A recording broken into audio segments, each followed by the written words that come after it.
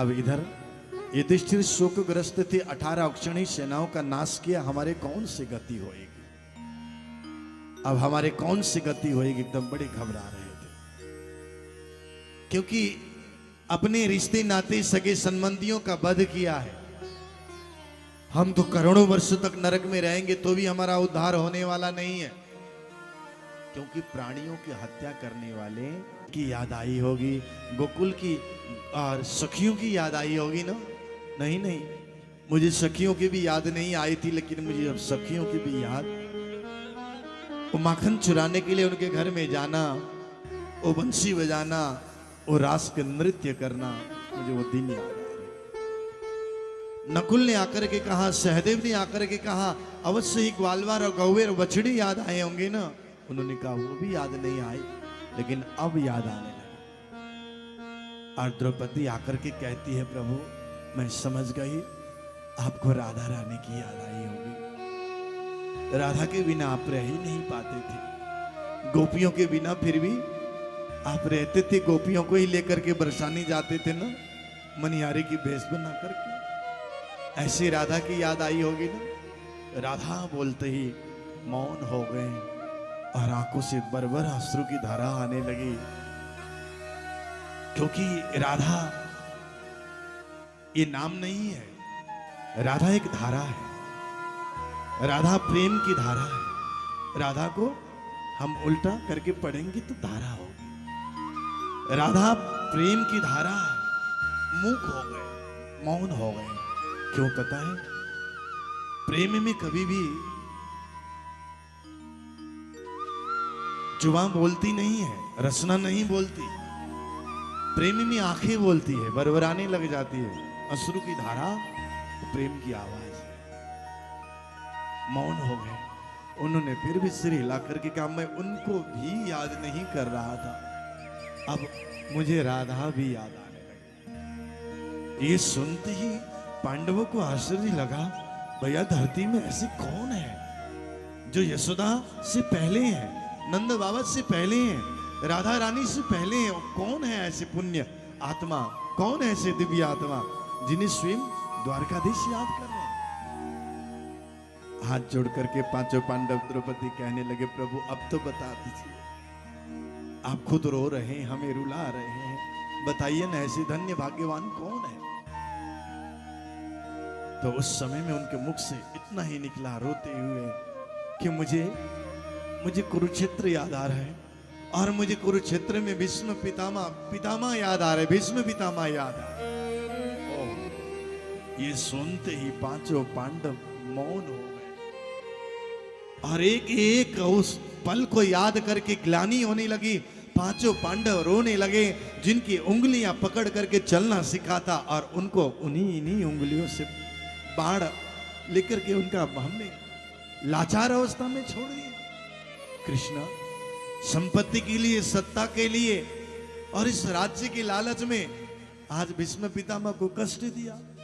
जिनकी गोदी में हम खेला करते थे, जिनके दाढ़ी पकड़ पकड़ करके हम गालों पे हाथ रख करके खेलते थे, कभी कंधे पे बैठ जाते थे, आज वो पितामह बाणसैया में सोए हुए। कृष्ण कहते, तभी तो मुझे उनकी याद आ रही है। अब क्या किया जाए? कृष्ण लाचार हो। कई बार क्या होता है, भक्त के आगे भगवान भी लाचार होते हैं। इसीलिए कृष्ण लाचार होकर के कहते हैं, मुझे कोई पहुंचाओ कुरुक्षेत्र के मैदान में, मुझे कोई लेकर के। ये पानी मत बांटना है अभी, अब इनको रोक, पानी एकदम बिल्कुल मत बांटिए, छोड़िए। मैंने पहले भी कहा था, तन में बिल्कुल पानी मत बांटना। हाँ, कोई जरूरत नहीं। साधना है, 3 घंटा साधना करिए खूब। 3 घंटे बिना पानी पिए मैं यहाँ बोल रहा हूँ, तो आप 3 घंटा बैठ के साधना करिए साधना। मैं प्यार से बोल रहा हूँ, साधना करिए, डिस्टर्ब। भगवान लाचार हुए और पांडव कहने लगे, प्रभु आप आगे हो जाइए, आगे आगे कृष्ण। और पीछे पीछे 5 पांडव द्रौपदी सहित कुरुक्षेत्र के मैदान में चले गए। और कुरुक्षेत्र के मैदान में जब पहुंचे ना, उस समय में ब्रह्म मुहूर्त था। सूर्य भगवान सूर्यदेव आसमान में जा रहे हैं, आकाश में लालिमा छाई हुई है, पशु पक्षी बोल रहे हैं और आकाश में उड़ रहे थे। लेकिन भीष्म पितामह बाणशैया में महीनों से बाणशैया में सोए हुए हैं। कृष्णा कृष्णा कृष्णा करके पुकार रहे हैं, कृष्ण को याद कर रहे हैं। और इतने में दूर से कृष्ण को आते हुए देखा तो भीष्म पितामह को लगा नहीं नहीं, ये कहीं मैं स्वप्न तो नहीं देख रहा हूं, ये शायद स्वप्न है। मुझ जैसे पापी को दर्शन देने के लिए मृत्यु के समय में कैसे आ सकते हैं? मैंने कौरवों का साथ दिया है, धर्मात्मा, पुण्यात्मा, दिव्यात्मा और महात्मा के समान उन पांडवों को मैंने साथ नहीं दिया। रो रहे थे। जैसे ही पास में आए और द्वारकाधीश श्री कृष्ण के शीश के पीछे ऐसा लग रहा है जैसे सूर्य उदय हो रहा है, लालिमा छाई हुई है और पशु पक्षी उड़ रहे हैं। कहीं मैं स्वप्न तो नहीं देख रहा हूं। शरीर को थोड़ा सा हिलाया और हिलाते ही उनको एहसास हुआ कि यह स्वप्न नहीं, यह साक्षात है। आज हृदय गदगद हो गया, आंखों परबराने लगे। भीष्म पितामह बस दिन रात कृष्ण को याद करके रो तो रहे थे, लेकिन साक्षात्कार पा करके आज तो महाराज आत्मा से आवाज आने लगे और कहने लगे, क्योंकि महाराज देखिए ना, यहां भीष्म पितामह दृष्ट्वा निपतितं भूमौ प्रणेमु पांडवा भीष्मं सानुगाः सचक्रे। स्वर्ग से, यानी कि कहते हैं कि जैसे स्वर्ग से कोई देवता धरती में आकर के गिरे हुए हो, इस समान भीष्म पितामह दिखाई दे रहे थे।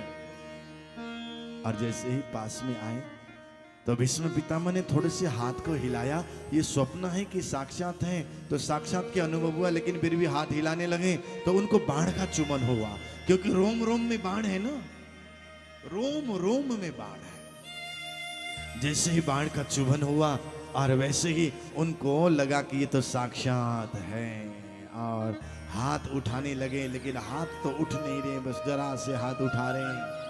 क्यों पता है?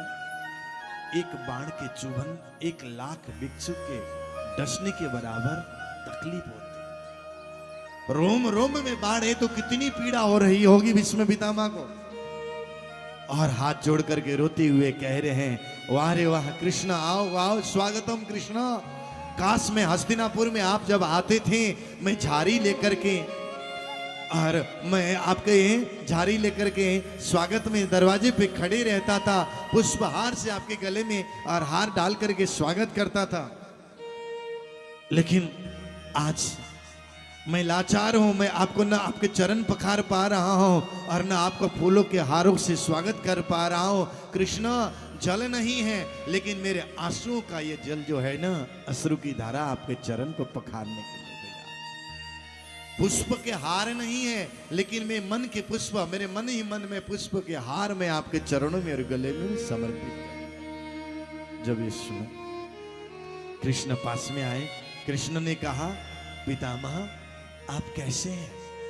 ये सुनते ही पितामह और रोने लगे और हाथ जोड़ने लगे, कहते हैं, वाह रे वाह, अरे द्वारकाधीश, घाव देने वाले भी तुम, मरहम लगाने वाले भी तुम। और मरहम लगा करके जब घाव ठीक होने लग जाता है तो पपड़ियों को उखाड़ करके और उस घाव को ताजा बना करके पूछते हो कि तुम कैसे हो? क्या आप नहीं जानते हम कैसे हैं?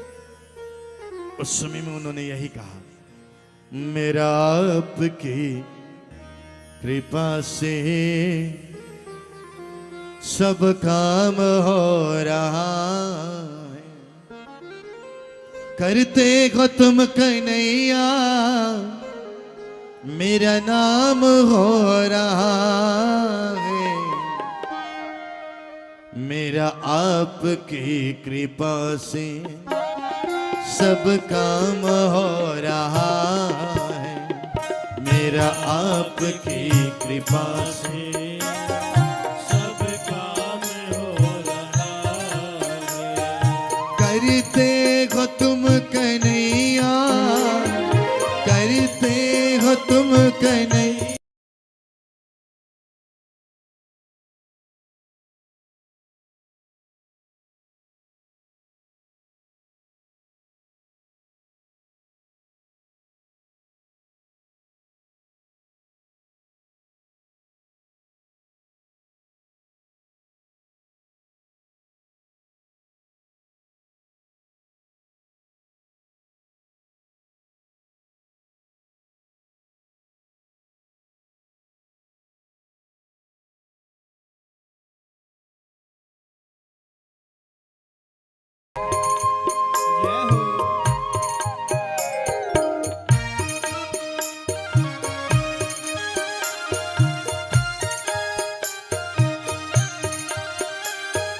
तेरे साथ से ही मेरा, तेरे साथ से ही मेरा ये कमाल हो रहा है, तेरे साथ से ही मेरा ये कमाल हो रहा है।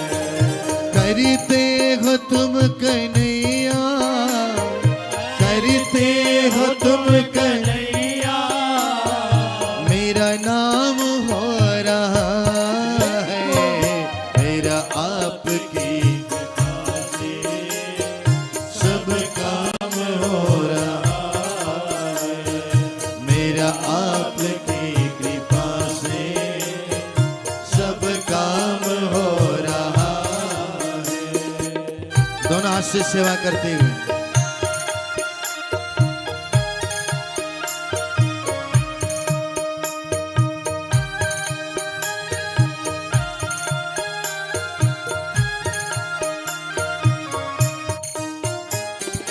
मैं तो नहीं हो काबिल, तेरा प्यार कैसे पाऊं, मैं तो नहीं हाउ से बोलेंगे सभी, कोई खाली नहीं। तेरा प्यार कैसे पाऊं, मैं तो नहीं हो काबिल, तेरा प्यार कैसे पाऊं, मैं तो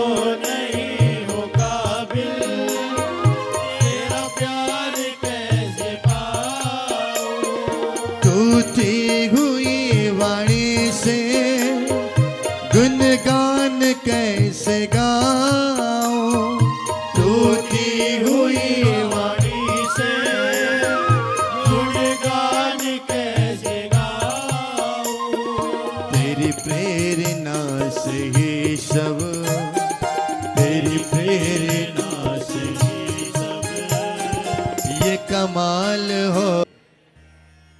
हमारे घर में अगर कोई आकर के मंद बुद्धि वाले आकर के और मंद बुद्धि वाले आकर के अगर कोई बार बार एक ही चीज हर दिन मांगने लग जाए तो एक दिन मन में ऐसा आ जाता है कि भाई इनको दिया जाए। ऐसे ही बार बार हम भी कृपा करो, मेहर करो, मेहर करो, दया करो बोलेंगे, कब तक नहीं सुनेंगे, मेहर करेंगे।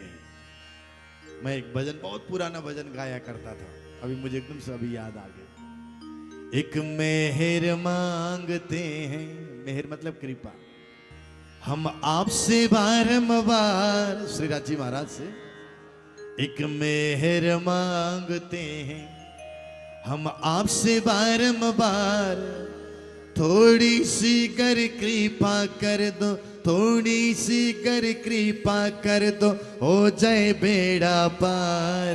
एक मेहर मांगते हैं हम आपसे बारंबार, एक मेहर मांगते हैं आपसे बारंबार, थोड़ी सी कर कृपा कर दो, थोड़ी सी कर कृपा कर दो, हो जाए बेड़ा पार। एक मेहर मांगते से बारंबार, एक मेहर मांगते। बोलो कृष्ण कन्हैया लाल की, उनसे कृपा मांगे।